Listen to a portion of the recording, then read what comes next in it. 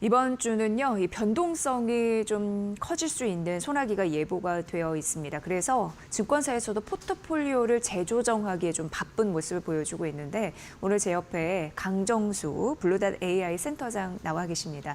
여러 가지 변동성 증시에 대응할 수 있는 전략들 세워드리도록 하겠습니다. 센터장님 반갑습니다. 안녕하세요. 네. 안과 밖으로 여러 가지 이슈가 상당한 이번 주 또 피로도가 높아질 수 있는 가능성이 있습니다. 일단 글로벌 증시 변동성도 확대가 되고 있는 네. 모습인데 어떤 전략을 구축해 가야 할까요? 네, 변동성이 지금 강하고 지금 여러분들도 두려움도 있고 공포도 있고 지금 미국 증시에서는 대단히 지금 흔히 말하는 공포지수가 대단히 높습니다. 그런데 이런 데서 여러분들이 이제 감정적인 어떤 판단들을 하지 않기 위해서는 좀 데이터를 보면서 실제 상황이 어떤지 앞으로 어떻게 전개될 건지를 역사적인 상황을 살펴볼 필요가 있고 또 현재 위치에서 앞으로 어떻게 전개될지를 볼 필요가 있는데요. 우선 트럼프 1기하고 트럼프 2기의 약세장이 좀 다릅니다. 여러분 지금 보시는 것처럼 지금 이 파란색 그래프는 트럼프 1기에서의 집권 이후의 주가 변동인데 한 36일이 지났을 때 한 4% 넘게 트럼프 1기 때는 상승을 했을 거예요. 그 다음 그림을 보시면 이제 빨간색 그림인데요. 보시면 아시겠지만 36일 만에 대단히 가파르게 7% 넘게 지금 하락을 한 상태인 거죠. 이러다 보니까 너무나도 가파른 속도로 하락을 하다 보니까 사람들의 공포 심리가 높아지는 건 맞는데요. 문제는 이건 아직까지는 조정이죠. 커렉션이죠. 이 조정이 흔히 말하는 약세장, 비어마켓으로 갈 것인지 아니면 조정에서 끝나고 다시 상승장으로 갈지에 대해서는 어떠한 전문가도 지금 예측을 하기 어려운 상태라는 거죠. 예측 불허군요. 근데 역사적으로 한번 보실 필요가 있는데 역사적 데이터를 좀 보시면 그다음 이미지 보시면 여러분 이것들이 조정이 일어난 다음에 지금 주황색이 지금 현재 상황입니다. 되게 어떤 때보다 지금 이 500개의 이러한 이 조정을 다 평균을 낸 거거든요. 근데 주황색이 지금 현재인데 되게 평균보다는 훨씬 가파르게 내려갔고요. 그 다음에 좀 더 이제 그 밑에 있는 파란색 같은 경우가 실제로 약세장으로 전환된 거고 사실 저렇게까지 떨어졌다가도 다시 그래도 한 며칠간의 오랜 기간 동안의 그 횡보세를 하다가 다시 상승장으로 이어지는 이런 경우도 있다라는 거죠. 그래서 지금 현재 저희가 저 아래에 있는 하늘색 선으로 갈지 위에 있는 진한 파란색 선으로 갈지는 누구도 판단하기 어려운 상황에 있다. 그리고 또 통계적으로 또 하나를 한번 보시죠. 한번 보시면 다음 장을 그림을 보시면 지금 이거는 흔히 말하는 조정을 받고 있는 구간들이에요. 조정을 받았는데 항상 모든 약세장은 조정으로부터 시작되지만 모든 조정이 약세장으로 연결되는 건 아닙니다. 예를 들면 39개의 지금까지 큰 조정이 있었는데 그중에 한 13개 정도죠. 그 13개 정도가 실질적으로 맨 왼쪽에 있는 파란색들 저런 것이 13개 정도가 실제로 약세장으로 이어졌던 조정들이에요. 그런데 보시면 나머지 구간 같은 경우에는 조정이 나름대로 커도 지금 현재 조정이 어느 정도 세게 오냐면 맨 오른쪽에서 두 번째 주황색으로 지금 옆에 이 녹색 그 전체 화면 뒤에 있어서 잘 안 보이실 수도 있는데요. 맨 오른쪽에 있는 두 번째가 지금 현재 조정 국면입니다. 그러니까 이 조정이 그렇게 강력하지 않다라는 거죠. 이 정도 조정에 너무 놀라실 일은 아니다. 지금 이 현재의 조정이 약세정으로 안 갈지는 여러분들 곧 1분기가 끝나면 3월이 끝나면 4분기에 발표가 될 것이 뭐냐면 1분기에 미국 GDP가 발표가 될 거예요. 자, 여기에서 전체적으로 마이너스 성장을 했다. 그러면 이제 우리가 2분기 연속 즉 6개월 동안 마이너스 성장을 하면은 이제 경기 침체라고 한다면 1분기에 정말로 마이너스가 될지 안 될지는 저는 의심하고 있어요. 정말 지금 사람들의 공포감이 크지만 미국 경제가 과연 침체하면서 개인 파산들이 증가하고 기업 파산들이 증가하면서 실업률이 급증하는 이러한 경기 침체란 이런 걸 의미한 거잖아요. 경기 침체로 가고 있느냐로 봤을 때 여러분 4월 중순까지는 기다려볼 필요가 있는 것이 1분기 트럼프 행정부가 사실 1월 20일에 시작했지만 2025년 1분기에 GDP가 발표되는 것에서 플러스 성장을 한다라면 시장은 매우 안도할 가능성이 있고 다시 분위기는 조정을 끝내고 횡보 구간은 물론 장기간 끌겠지만은 상승장으로 전환될 가능성이 존재한다. 하지만 정말로 1분기가 끝나고 GDP가 나왔는데 마이너스가 나오더라. 그리고 막 통계상으로 막 개인 파산과 기업 파산들이 이어지면서 실업률이 이어지더라. 그러면 저희도 실제로 트럼프 리세션, 즉 트럼프 임기 이후에 발생하고 있는 이 관세 전쟁으로 인한 실질적으로 경기 침체를 저희가 두려워해야 될 때라고 저는 생각이 들어요. 하지만 현재의 데이터상으로는 우리가 트럼프 리세션이라고 규정할 아무런 근거도 없다. 네. 그렇기 때문에 조금은 좀 여러분 답답하실 수 있고 미국장에 지금 투자하시는 분들 같은 경우는 불안한 마음이 있으실 수 있지만 한 4월 중순까지는 충분히 저는 기다려볼 만하다. 그 이후에 판단하셔도 늦지 않다라는 좀 말씀을 드리고 싶습니다. 네. 그만큼 예측하기가 참 어려운 장이다라는 게 네. 느껴집니다. 네. 그래도 감성적으로 시장을 바라보는 것보다 이성적으로 네. 그러니까 GDP 뭐 이런 수치도 나오고요. 그걸 보고 판단해도 늦지 않은 장이다 이렇게 네. 말씀을 해주셨습니다.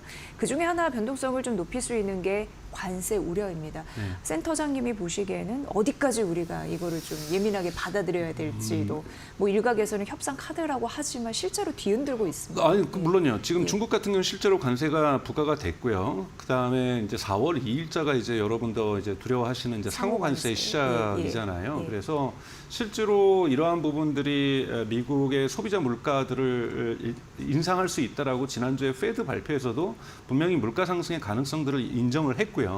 그런데 우려할 부분이 아니라 이거는 대단히 temporary, transitory 이런 단어를 쓰면서 일시적이고 전환기한 과정 속에서 나타날 수 있는 거라고 보고 있기 때문에 아직까지 이것이 그 어느 때보다도 대단히 중장기적으로 갈 수 있는 관세 전쟁이고 관세 갈등임에는 불구하고 그리고 세계 경제 질서 재편의 방향성에는 분명하지만 이것이 지금 현재 대단히 큰 달러 약세하고 지금 같이 가고 있다라는 부분도 조금 뭐 우려하시는 분들도 있고 긍정적으로 보시는 분들도 있지만은 예.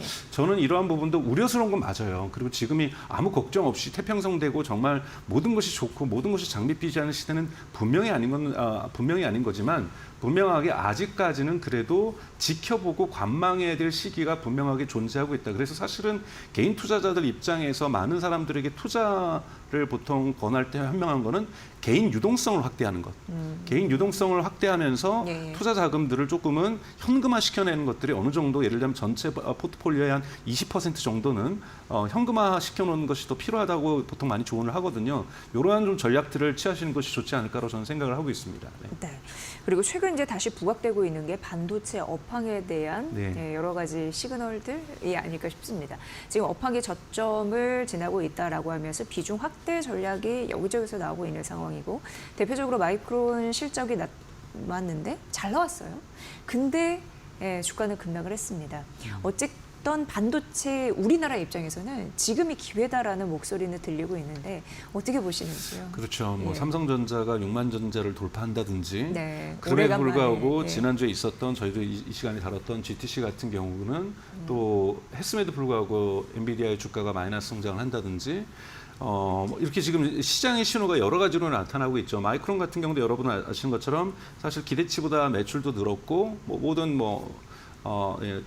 올랐죠. PER도 하여튼 다 올랐죠. 올랐는데 가장 떨어진 것이 뭐냐면 조정 기준으로 해서 이익률입니다. 이익률이 시장 예상치가 38.4%였는데 37.9%가 나왔다라는 것.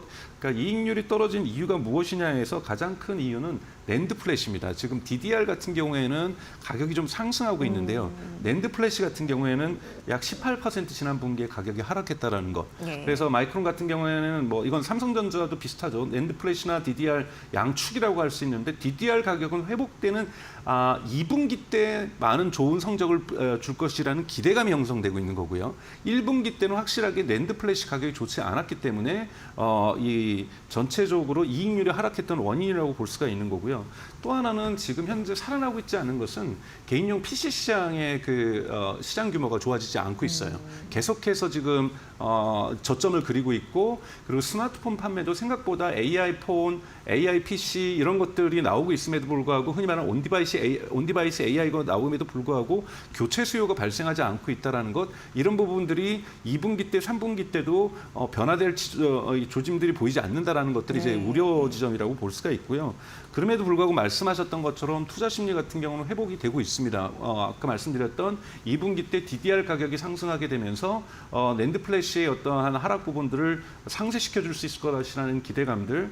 그다음에 또 하나는 뭐 엔비디아가 얼마나 이 블랙엘의 공급을 확대시킬지는 모르겠지만 마이크론하고 여러분 대표적으로 마이크론하고 SK 하이닉스 같은 경우에는 HBM 공급 업체잖아요. 이 네. HBM에 대한 시장 성장 가능성들에 대한 어떤 기대치들 그리고 뭐 진짜 블랙웰 울트라가 하반기부터 생산이 된다라면 훨씬 더 이윤율이 높은 고부가 가치의 HBM이 팔릴 수 있다라는 것, 12단이 네. 팔릴 수 있다라는 이런 기대치들이 섞여 있으면서 지금 흔히 말해서 긍정의 신호와 부정의 신호가 교차하고 있고 공존하고 있는 것이 반도체 시장이 저는 아닌가라고 저는 생각이 듭니다. 네.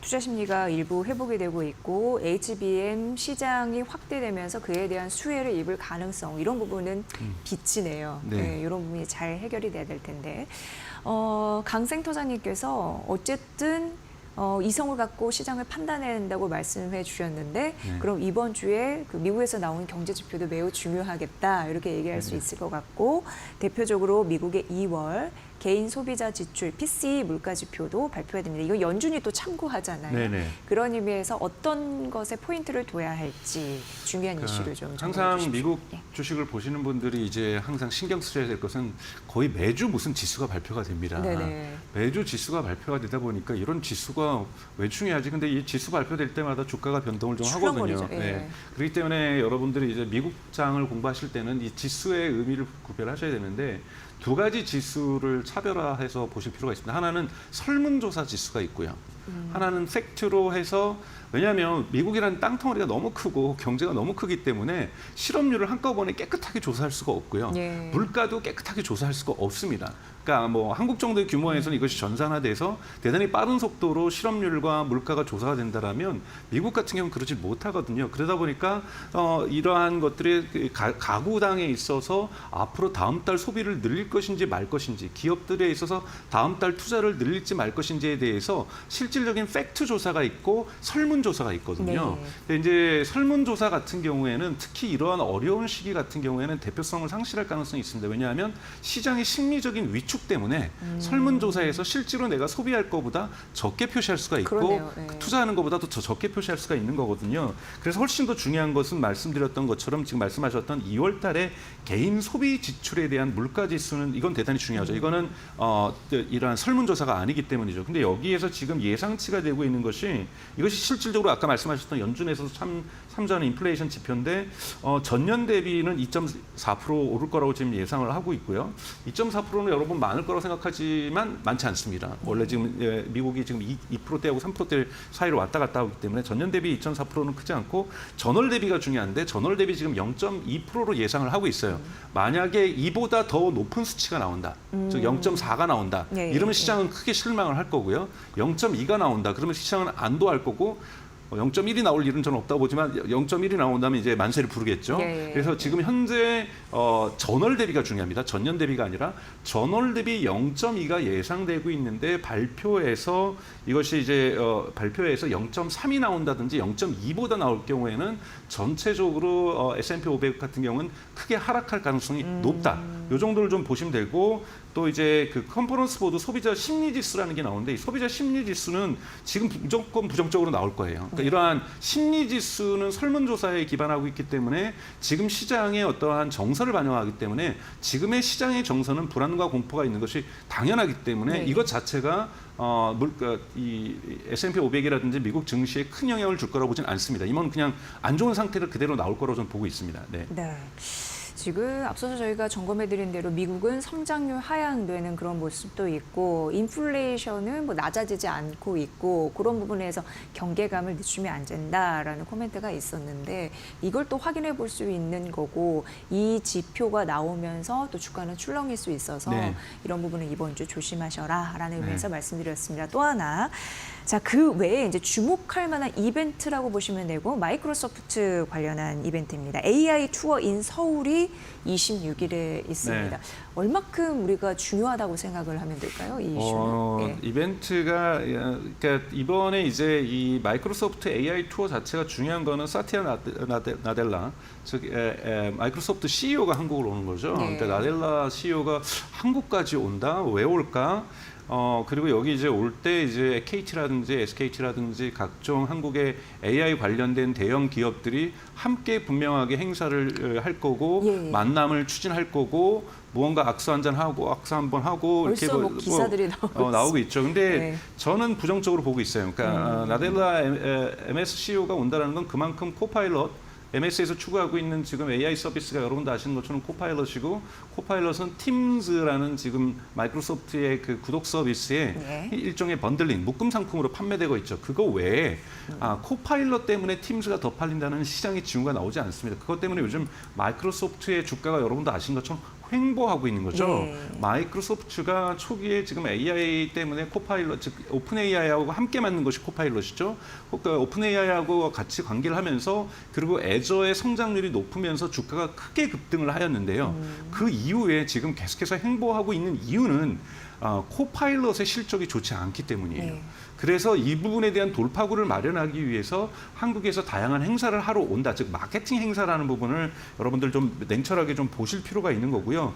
그리고 오픈 AI하고의 관계가 아카일로에 지금 빠져들고 있는 것도 대단히 좋지 않은 맥락이라고 저는 보고 있습니다. 그래서 MS 자체가 건실하게 분명하게 AI 수혜주의면은 분명하지만 뭐 혹자는 이미 수혜를 다 받았고 앞으로 어떻게 수혜를 받을지에 대해서 MS가 답변을 내놔야 되는데 뚜렷한 답변을 내놓고 있지 못한 상황에서 시장을 돌파하기 위해서 이런 마케팅 행사를 글로벌로 계속해서 열고 있다. 이렇게 해석을 하고 있는데 저희도 그런 관점에서 해석하는 것이 맞지 않나 싶습니다. 저는. 네, 중요한 부분을 또 지적해 주셨습니다.